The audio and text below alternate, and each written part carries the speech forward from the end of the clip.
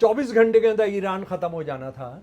फिर उसके बाद वो हुआ कि अभी एक दिन और रुक लीजिए, अभी सबसे बड़ा हमला होना है, वो भी हो गया। उसके बाद उससे बड़ा हमला होना है, उसके बाद उससे बड़ा हमला होना है। उसके बाद ये था कि ईरान की सारी जनता बाहर आकर जो है उनको उठाकर फेंक देगी और फिर ट्रम्प साहब आएंगे। ट्रम्प साहब आएंगे, उनका स्वागत किया जाएगा और उनको कहा जाएगा कि जनाब आप बता दीजिए ईरान का राजा कौन होगा। वो भी नहीं हुआ। कितनी कमीनगी हो रही है इसको हम बहुत अच्छे तरीके से देख सकते हैं। आप इस बात को देखिए कि यही बात नेतन्याहू ने गाज़ा के बारे में कहा था। गाज़ा के बारे में क्या कहा था? 24 घंटे के अंदर वो ख़त्म हो जाएगा। किसी ने सफ़ेद झंडा नहीं दिखाया कि जनाब और आप हम कोई इजराइल का हिस्सा बना लो, बिल्कुल नहीं हुआ। देखिए ईरान किस किस से लड़ रहा है। एक तो ये मुसलमान बनाम अब लड़ाई सिर्फ यहूदी नहीं है या क्रिश्चियन नहीं है। 5 मिनट तुम्हारा राज नहीं चल सकता अगर अमेरिका तुम्हारा बाप ना हो। कैसे संकट, कैसे क्राइसिस, कैसे ट्रेजिडी निर्मित की जाती है, मोदी जी उसके ख़ास हैं। आप पुलवामा ले लीजिए, आप 2002 ले लीजिए, मतलब कितने कितने कितने उदाहरण हैं। और किसी ने क्या क्या एक्सप्लेनेशन देना है, क्या सबूत देना है? मोदी जी खुद कह रहे हैं मेरा वो फादरलैंड है। और मदरलैंड और फादरलैंड के बीच में क्या रिश्ता होता है? तो मनुस्मृति पढ़ लीजिए, आप गीता प्रेस की किताबें पढ़ लीजिए कि औरत का काम जो होता है बच्चे पैदा करना और बाप का काम होता है वो राज करना। तो फादरलैंड ही राज करेगा और वो राज कर ही रहा है। नमस्कार दोस्तों, मेरा नाम हैदर अब्बास नकवी है और आप लोग मुझको इस वक्त दासोतंत्र पर देख रहे हैं। हम जिस देश में रहते हैं ना, उसमें अगर किसी का शव जा रहा होता है, किसी भी धर्म के आदमी का शव जा रहा होता है, तो हम सब खड़े हो जाते हैं और अकीदत में सर झुका देते हैं। लेकिन एक देश का सुप्रीम लीडर को मार दिया जाता है और हमारे देश के प्रधानमंत्री की तरफ से कोई बात नहीं होती है, खामोशी होती है। तो आज हम लोग समझेंगे कि ईरान का क्या इतिहास है, ईरान और भारत का क्या रिश्ते हैं और इज़राइल क्यों बीच में है और हम इज़राइल के करीब क्यों होते जा रहे हैं। इसी को समझने के लिए आप देख सकते हैं कि हमारे साथ शमशुल इस्लाम साहब हैं। सर, युद्ध शुरू हुआ, उससे पहले प्रधानमंत्री का दौरा था और दौरा ख़त्म होते ही युद्ध की शुरुआत हो गई है। इसको कैसे आप समझ रहे हैं सचिन? नहीं, यानी देखिए ईरान के साथ जो मोदी जी ने किया है, यानी ये जो मोदी जी ने किया है, ये ट्रंप ने किया है या नेतन्याहू ने किया है, ये एक तिकोना, एक एक्सेस है। अगर आप इनको तीनों को नहीं समझेंगे तो आप, और इन बड़ी ज़बरदस्त इनके बीच में आइडियोलॉजिकल और एक तरह से जिसको वो धार्मिक एकता भी कहते हैं, वो हमारे सामने निकल कर सामने आती है। यानी अगर किसी एक देश को, दुनिया के सबसे बड़े प्रजातंत्र जिसको माना जाता है, उसको अगर रुसवा किया है, उसको जलील किया है और उसके प्रधानमंत्री ने किया है, तो इससे ज़्यादा ज्वलंत, इससे ज़्यादा जीता जागता उदाहरण नहीं हो सकता है। आपने सही कहा कि नेतन्याहू के साथ, नेतन्याहू के मिलने के तुरंत बाद ही ये शुरू हो गया कि तो जैसे नेतन्याहू उस मीटिंग का इंतज़ार ही कर रहा था। नेतन्याहू उस मीटिंग का इंतज़ार ही कर रहा था कि आइए सर और देखिए क्या क्या किया जाए। जो मोदी जी का जो एक ख़ास बात यह है कि जब भी वो कोई संकट में होते हैं तो कोई बड़े पैमाने पर हिंसा होती है। उधर नेतन्याहू बड़ा संकट में है, चुनाव होने जा रहे हैं, चुनाव तो हो भी जाते हैं लेकिन वो कैसे कोर्ट में लड़ लड़ा के वो उसको रुकवाता रहा है और वो इस बात का इंतज़ार करता रहा है कि कुछ ऐसा किया जाए कि वो चुनाव जीत जाए। और ये सब मान रहे थे, जो इजराइल के अखबार हैं वो मान रहे थे कि नेतन्याहू का जीतना बिल्कुल मुमकिन नहीं है। बिल्कुल इसी तरह से जैसे 2002 के बाद जो चुनाव होने थे गुजरात के अंदर, मोदी जी का जीतना असंभव था। लेकिन आप देखिए कि वहाँ जो कुछ हुआ था, उसके बाद मोदी कितनी आसानी से जीते थे। मोदी इसके माहिर हैं। मोदी एक आरएसएस के कैडर के तौर पे, आरएसएस के ट्रेन नेता के तौर पर इस बात को जानते हैं कि किस तरह से आपने विपदा का फ़ायदा उठाना है और कैसे विपदा पैदा की जाती है, कैसे संकट, कैसे क्राइसिस, कैसे ट्रेजिडी निर्मित की जाती है। मोदी जी उसके ख़ास हैं। आप पुलवामा ले लीजिए, आप 2002 ले लीजिए, मतलब कितने कितने कितने उदाहरण हैं। और किसी ने क्या क्या एक्सप्लेनेशन देना है, क्या सबूत देना है? मोदी जी खुद कह रहे हैं मेरा वो फादरलैंड है, मेरा वो फादरलैंड है। इंडिया उनकी मदरलैंड है। और मदरलैंड और फादरलैंड के बीच में क्या रिश्ता होता है, तो मनुस्मृति पढ़ लीजिए, आप गीता प्रेस की किताबें पढ़ लीजिए कि औरत का काम जो होता है बच्चे पैदा करना और बाप का काम होता है वो राज करना। तो फादरलैंड ही राज करेगा और वो राज कर ही रहा है। और ये मोदी जी पर तो बात करेंगे। एपिक फ्यूरी, यानी एपिक फ्यूरी के बेमिसाल तूफान, एक ऐसा तूफान जो कभी इतिहास में कभी देखा नहीं गया। 24 घंटे के अंदर ईरान ख़त्म हो जाना था। फिर उसके बाद वो हुआ कि अभी एक दिन और रुक लीजिए, अभी सबसे बड़ा हमला होना है, वो भी हो गया। उसके बाद उससे बड़ा हमला होना है, उसके बाद उससे बड़ा हमला होना है। उसके बाद ये था कि ईरान की सारी जनता बाहर आकर जो है उनको उठाकर फेंक देगी और फिर ट्रम्प साहब आएंगे, उनका स्वागत किया जाएगा और उनको कहा जाएगा कि जनाब आप बता दीजिए ईरान का राजा कौन होगा। वो भी नहीं हुआ। फिर उसके बाद अमेरिकी सेना जानी थी, लेकिन पता लगा नहीं, वो तो जाना मुश्किल हो जाएगा। उसके बाद जो है आप कुर्द की सेना को आप कह रहे हैं।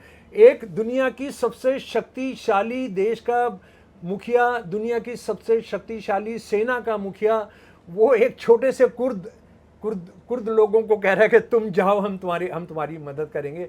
उनको ख़त लिखे जा रहे हैं, उनके साथ कहा जा रहा है कि आप जाइए और आप कब्ज़ा कीजिए ईरान पर। तो कितना हल्कापन, कितना ढकोसलेबाजी और कितनी कमीनगी हो रही है, इसको हम बहुत अच्छे तरीके से देख सकते हैं। और आप इस बात को देखिए कि यही बात नेतन्याहू ने गाज़ा के बारे में कहा था। गाज़ा के बारे में क्या कहा था कि 24 घंटे के अंदर वो ख़त्म हो जाएगा, 48 घंटे के अंदर हम पूरा हमास को ख़त्म कर देंगे। उसके बाद उनके सारे हमने बंद कर दिए, उनके जो सारे टनल्स थे ये सब थे, और पूरा जो है ये छोड़कर भाग जाएंगे जो फ़लस्तीनी है गज़ा में जो है फ़लस्तीनी छोड़कर भाग जाएंगे। कोई नहीं छोड़कर भागा। किसी ने सफ़ेद झंडा नहीं दिखाया कि जनाब हम हमास के चक्कर में आ गए थे, हम गलत उनके बहकावे में आ गए थे और हम सरेंडर कर रहे हैं और हम कोई इज़राइल का हिस्सा बना लो। बिल्कुल नहीं हुआ। कोई एक सफ़ेद झंडा, इन्होंने जो अपने वहाँ गद्दार भेजे थे, मुसलमान गद्दार, जिनको बदूइन भी कहते हैं बहुत सारी बार, कुछ बदूइन फैमिली हैं जो हमेशा से यहूदी ज़ायनिस्ट के साथ रहे हैं, तो उनकी इस्तेमाल किया गया। लेकिन बाकी आप देखिए 1 लाख के करीब शहीद हो चुके हैं, जिसमें से 40% से ज़्यादा बच्चे और औरतें हैं। सारे अस्पताल ख़त्म कर दिए गए, सारे संस्थाएं, स्कूल ख़त्म कर दिए गए, सारे कुएं ख़त्म कर दिए गए, सारे पानी की चीज़ें ख़त्म कर दिए गए। लेकिन वो कह रहे हैं कि हम हथियार नहीं डालेंगे, हम इज़राइल का हिस्सा नहीं बनेंगे। ये तो लड़ाई जारी है ना। आप ईरान के साथ आप कर रहे हैं, और ईरान को शायद वो गज़ा को नहीं जानते थे, ईरान को तो बिल्कुल ही नहीं जानते हैं। ईरान क्या है, ज़रा मैं इसका इतिहास में, एक मिडिवल इतिहास में आपको ले जाना चाहता हूँ। ईरान दुनिया की सबसे पुरानी सभ्यताओं में से एक है। एक दूसरा है आर्मेनिया की सभ्यता कहते हैं, एक है इजिप्ट की सभ्यता, वो कई बार कहा जाता है कि वो एक ही है, और ये पर्शिया की सभ्यता है। ये सभ्यता कितनी ज़बरदस्त है कि इसने जो साहित्य पैदा किए, इसने जो नियम कानून, राज्य चलाने के जो कानून पैदा किए हैं, इनका जो राज था वो लगभग आधी दुनिया पर फैला हुआ था। ये पर्शियन जो पूरा उस सभ्यता को एक नाम भी है उसका। तो ये और हमेशा लड़े, किसी का गुलाम नहीं हुए। इस्लाम आ गया वहाँ, इस्लाम आ गया मिडिल टाइम्स में, और अरब से इस्लाम आया और ये लोग मुसलमान हो गए। और इसमें कुछ मैसेज की वजह से मुसलमान हुए, लेकिन तलवार का भी रोल चला वहाँ पर, उसमें तलवार का भी रोल चला। जो अरब से जो लोग आए थे और वो वहाँ पर वो लोग आग की पूजा करते थे, और वो उनको मारा गया और काफ़ी कन्वर्ट किए गए। लेकिन कन्वर्जन के बाद भी जब ये ईरान पूरा मुसलमान हो गया तो उन्होंने अरबी ज़बान को मानने से इनकार कर दिया। उन्होंने कहा कि हमारा जो जुमे का खुतबा होता है, जो नमाज मस्जिद में जो खुतबा होगा या ईद पर जो खुतबा होगा, वो अरबी में नहीं होगा। हम खलीफा की स्तुति करेंगे, हम अरब के खलीफा को मानेंगे, उनको सलाम करेंगे, उनको टैक्स देंगे, लेकिन हम खुतबा किस ज़बान में पढ़ेंगे? खुतबा हम फ़ारसी के अंदर पढ़ेंगे। इसको दुनिया का, जो मेरी स्टडी है, दुनिया का सबसे पुरानी कल्चरल तहरीक कहते हैं, कल्चरल मूवमेंट कहते हैं, रेसिस्टेंस की मूवमेंट, एक टक्कर लेने की, एक प्रतिरोध का, इसको शुबिया मूवमेंट कहते हैं। यानी हम, शुबिया का मतलब होता है एक नेशन, एक लोग, एक ख़ास जगह के लोग। हम कई बार लोग इसको भाषा से कंफ्यूज करते थे, भाषा नहीं, इसका एक हम ख़ास जगह के लोग जिनकी पहचान क्या है, वो एक भाषा बोलते हैं, ख़ास जगह में रहते हैं, उनकी एक ख़ास तरह की सोच है, उनकी एक ख़ास तरह की सोशल सोच है, पॉलिटिकल सोच है, इकोनॉमिक सोच है। 600 से 700 साल लंबी ये आंदोलन है अरब हेजेमनी के ख़िलाफ़, अरब दादागिरी के ख़िलाफ़, कि हम मुसलमान हो गए लेकिन हम अरबी ज़बान नहीं अपनाएंगे, हम फ़ारसी ज़बान अपनाएंगे। हज़ारों मौलवी, मौलाना, क्लेरिक्स, इस्लाम के मानने वाले, फ़ारसी बोलने वाले, कवि, पोएट, जो लोग खुतबा सुनने जाते थे फ़ारसी वाला, उनको जो शहीद किया गया। जो मिडिवल पीरियड है उसके अंदर इससे बड़ा दुनिया का कोई कल्चरल मूवमेंट नहीं है, मुसलमानों के बीच में ही है। इस तरह का कल्चरल मूवमेंट बाद में माओ के में हम देखते हैं। कल्चरल मूवमेंट जो माओ का हम प्रोलिटेरियन कल्चरल मूवमेंट, जो वर्किंग क्लास का कल्चर मूवमेंट जब वो कहते हैं, वो ये कहते हैं कि हम कल्चर मूवमेंट क्या है कि ठीक है, हम रूसी क्रांति को मानते हैं, मार्क्स एंजल्स को मानते हैं, लेनिन को मानते हैं, लेकिन इसके जो आधार होंगे चीनी क्रांति के, उसकी अपनी पहचान होगी। वो कल्चरल जो होगा वो चीनी कल्चर को लेकर होगा। तो और वो वर्किंग क्लास बेस्ड होगा, वर्कर्स करेंगे उसको। तो इसी तरह से उन्होंने लड़ा। तो ये जानते नहीं हैं कि ईरान क्या है, और ईरान गुलाम कभी नहीं हो सकता।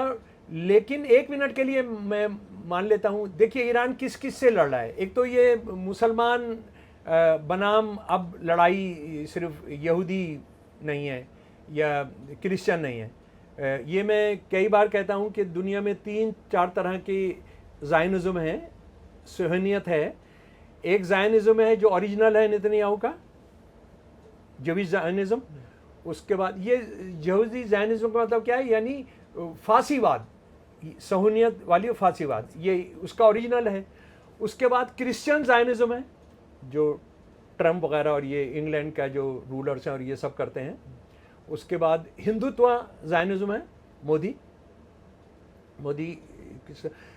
इस्लामिक ज़ायनिज़्म है, ये जो सारे के सारे मुसलमान देशों के जो राजा जो आज सपोर्ट कर रहे हैं। यानी इतने हमले ईरान ने इज़राइल पर नहीं किए जितने इन जगहों पर किए हैं जहाँ से के सारे अमेरिका के अड्डे हैं, और उनमें बहुत सारे अड्डे इज़राइल के भी हैं। अमेरिका का नाम लगा है बाहर, और उसका नियंत्रण किसके पास है, ठीक है। और अमेरिका और नेतन्याहू के तो इंटेलिजेंस में कोई अंतर ही नहीं है। आप ये जानते हैं कि जो अभी अली खमेनाई साहब को जो शहीद किया गया है, उसको CIA कह रहा है कि हमने सारा दिया है, हमने सारे सब कुछ जो बताया हमने बताया। उसके बाद हमास के जो चीफ थे जो ईरान के अंदर जो शहीद किए गए थे, उनके बारे में भी उन्होंने कहा था कि तो सारा हमारी इंटेलिजेंस है जो हमने दिया, तो उनके बीच में तो कोई अंतर नहीं। तो जब अमेरिका कोई अड्डा चला रहे हैं बहरीन के अंदर, कुवैत के अंदर, UAE के अंदर, सऊदी अरब के अंदर, कतर के अंदर, तो वो इजराइल ही चला रहा है। इसको आप इसमें कोई किसी को अगर गलत फहमी हो तो वो फिर ज़ायनिज़्म का दलाल है। यानी वो जब आप ये अरब देशों के जो अय्याश ये हैं जिनके हरमों के अंदर पता नहीं 10-10, 20-20 तो ऑफिशियल बीवियां हैं, तो इनका जब आप ये बोले कि हमारे यहाँ हमला कर दिया, अरे तुम्हारा है क्या?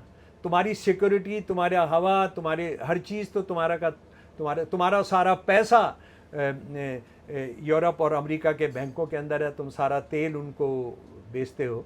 तुम्हारा 5 मिनट तुम्हारा राज नहीं चल सकता अगर अमेरिका तुम्हारा बाप ना हो, अगर इजराइल तुम्हारे साथ ना हो। तो उनसे जब भेजा जा रहा है, उन पर जब जवाब दिया जा रहा है, तो वो इजराइल और अमेरिका से ही हिसाब किताब हो रहा है।